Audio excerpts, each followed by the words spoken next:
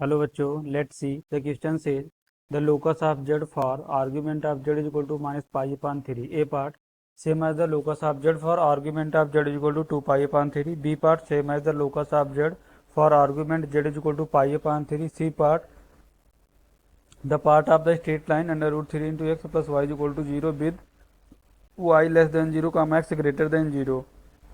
D part the part of the straight line under root 3 into x plus y is equal to 0 with y greater than 0 comma x less than 0।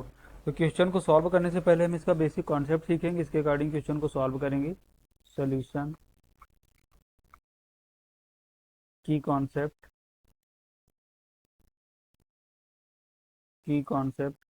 देखो, अगर हमारा यहाँ पर है कि argument of Z is equal to minus theta, then इसको देखो यहाँ से क्या लिख सकते हैं हम, argument of z minus zero is equal to minus theta means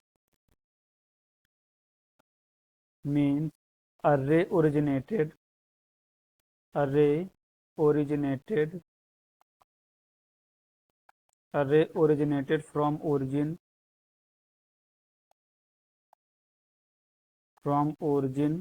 and make angle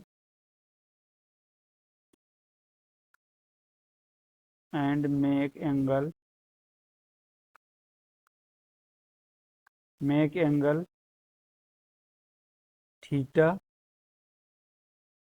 sorry, make angle minus theta with the x axis.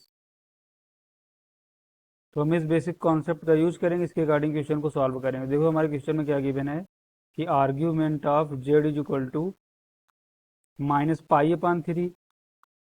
तो देखो अगर यहाँ पर हम देखते हैं इसमें, तो ये तुम्हारा ओरिजिन होगा, तो यहाँ से एक रे ओरिजिनेट होती है, ये एक्स एक्सिस है और ये वाई एक्सिस है।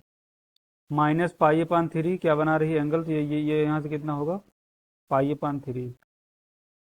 देखो क्लॉकवाइज डायरेक्शन में है तो एंगल यहाँ से हमें कितना मिलेगा, नेगेटिव मिलेगा। तो ये हमारा एक्चुअली क्या रिप्रेजेंट कर रहा है, argument of Z is equal to minus pi upon three.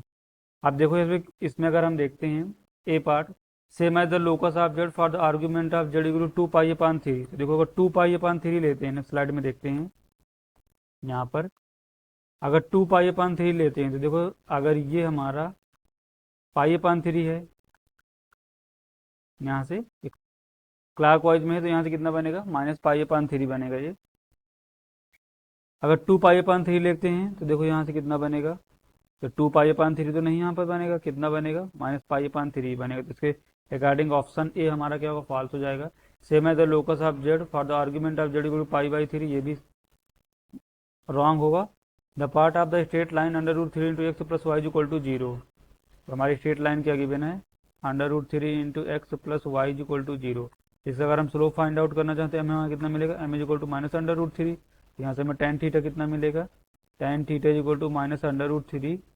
इसको अगर फर्दर सिंप्लीफाई करते हैं तो हमें कितना मिलेगा, theta is equal to minus pi upon three.